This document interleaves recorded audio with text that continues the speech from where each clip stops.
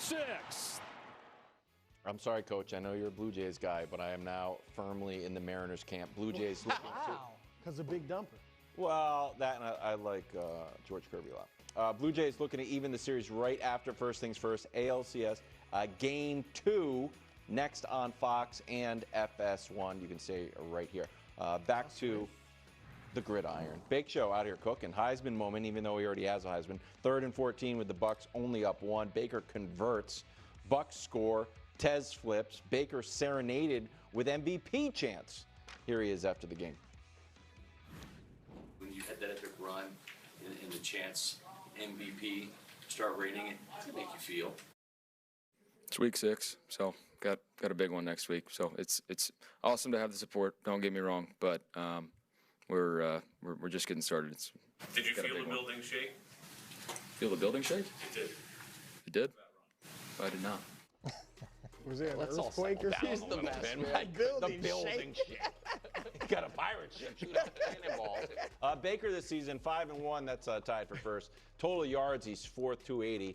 He's got 12 touchdowns, only 1 pick, and a passer rating of around 109. That's 6th best. Did the Bucs put the league on notice, Nick? I mean, they should have already been. And I agree. Did you hear Tez Johnson after the game? It's so good. Tez Johnson, the rookie, that's his first big play in the NFL. He said he heard them chanting MVP after the touchdown, and he said to one of his teammates, "Man, I haven't really even done anything yet." And then his teammate had to tell him, "They're talking about Baker." And it's like, "Oh, that makes more sense." Was a great catch. Listen, right now, Coach, I think if it were voted on today, he's the league MVP, and it's not close. Again, through this point of the season, I also think that the Bucs, if we can throw up their schedule real quick, are positioned incredibly well to be, I believe, the 1 seed. This middle column all year was going to be the brutal one. Yeah. And then the right-hand column was going to be on fire going into the postseason one. And so they have given themselves such a margin of error now where, in that middle column, if they go 2-3, they're 7-4 going into the softest portion of their schedule. And what is most impressive to me, Coach, is they are not Niners level, but almost Ravens level, ravaged by injury, and it hasn't mattered. And every game, Baker makes one of these. Yeah. 3rd and 14, game-ish on the line, and so just an awesome Baker play. So, yeah, I mean, I don't think anybody wants to play them right now. Yeah, I agree with you, Nick. I would imagine the league has been put on notice over the last couple years with Baker. Last year he throws 41 touchdowns. I know he had the high number of picks, 15 or 16. 16. But prior to him coming to Tampa Bay, he had only had 1 winning season. Now he's got back-to-back winning seasons. He's got the production that he had. And what I like most about Baker is as he talked about the guys who are catching passes for him and the fact that they weren't known entities and how much trust he has in them, because he's been through a transformation. He goes from the level he was coming out in the draft, then he's got to go through this whole sort of down period, find his footing, find a new home, do all these things to be successful again. So I think he probably appreciates those other guys who are now trying to get their opportunity.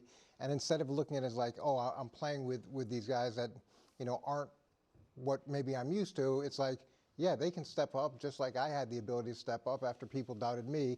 And that's contagious in a locker room, and it excites everybody who gets put in there. Yeah, to that point, Coach, I mean, no Mike Evans, no Chris Godwin. Ibuka gets hurt during the game. Yeah.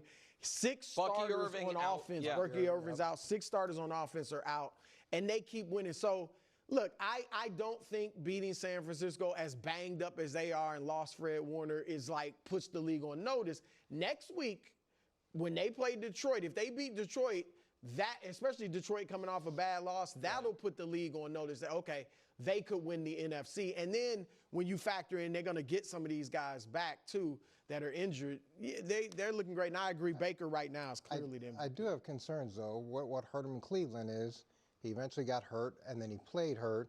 And the way that he plays, it's great, and it's exciting, and it shows his toughness, but it's typically not sustainable. When you're always Coach, I agree with you, but I just very quickly, unlike some of the other great quarterbacks in the league, I don't think he can be great playing any other way.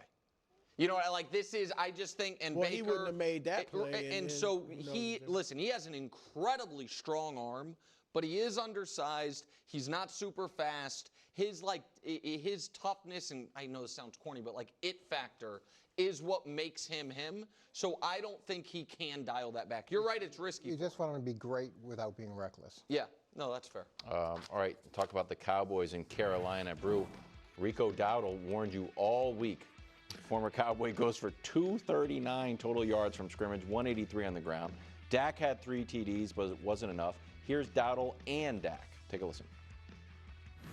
What's your message after the game? They weren't buckled up. Great job tonight. Great job last week. He told us to buckle up. He got the last laugh. We got a hell of a group of running backs. I love my team, but I miss the guy. That's nice. Dak is just a great guy.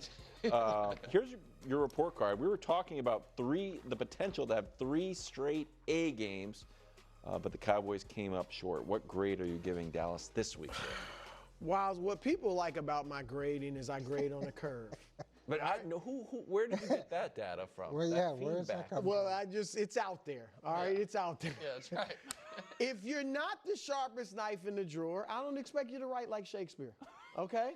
I expect some misspelled words, maybe a tad bit of plagiarism even, but I don't hold it against you. I don't hold it against you if that's what you are. Sure. Okay? Okay. This week was a little different, or yesterday, because the Cowboys had done such a good job, not hiding their shortcomings, but working around them. Where I thought, you know what? They're capable of some high-level work. All right?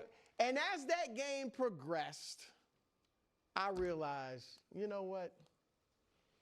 I'm watching a tomato can. Oh, no. And I had to alter my expectations, okay? Now, the Cowboys were playing the tomato can.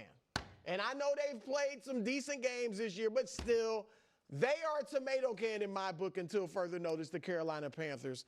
It was kind of like the tomato can bowl, all right? But the Cowboys had to show, Coach, that we are the kings of the tomato cans. The Cowboys are the tomato cans? They are a tomato can. I'm sorry. Wow, I didn't. Chicago beat them up.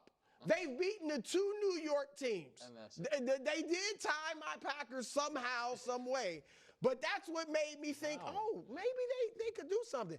And before you get mad at me for calling them a tomato can, it is the fact that they are a tomato can that kept them from getting another F. I'm giving them a D instead. Okay. Because they, you know, hey, I can only expect so much. They're doing the best they can. Yeah, they did the best they could, Coach. I think you're being too hard, and I think that's because you underestimate the Carolina Panthers. And that's the problem with anybody who plays Carolina, is they go into it and they think, okay, we should smoke these guys. And what's Carolina done? They've had some pretty bad games, but they've also had some pretty impressive games. They're 500 right now. So if you go into it with the expectation that they're going to walk over the team, and then the game's close or they end up losing a close game, you're extremely disappointed because of your expectation. But I feel like your grading might be a little bit unfair because of your expectation from Carolina. So it should be an F game. No, I think you could maybe No, higher, because he's saying higher. Carolina's a better team. I think Carolina's better than you give them credit for, but because you've already graded Carolina so poorly, that's why you bring this grade down even more. Listen, That's Bryce Young hadn't had a passer rating greater than 90 all year. He had 115. Rico Dowdle, coming off an excellent game, had another great game, which is so weird because I was told that trading Micah Parsons would fix their run defense. And Rico Dowdle is a running back, right? And for those checking in on how the Cowboys defense has been without Micah Parsons, the answer is the worst in football. This has got to. What? KW? I mean, does it change? I'm wondering, like, like the Ravens are going to get better. No, they're stuff like this. I know Coach rolls his eyes at me about it. I am telling you, this year is going to be proof positive that as far as a singular player's impact on a defense, we were underrating Micah's. Because it is largely the same personnel plus Kenny Clark, who is a good player. Not a great player, but a good player. And they have snap become the worst in football. Yeah. So I like. Know what would have helped him yesterday? What? Keeping Rico Dowdle. Well, okay, well that too. That would have really helped him. He told That him what would've he helped was going to do. He said and he's still in the did. post game of last week. Look at this. Why are, Is Drake May through the doorstep of destiny Does that say and on the May the doorstep of the MVP? That's next on First Things First on FS1. Sorry. If the Colonel knew we waited this long to bring our tangy, smoky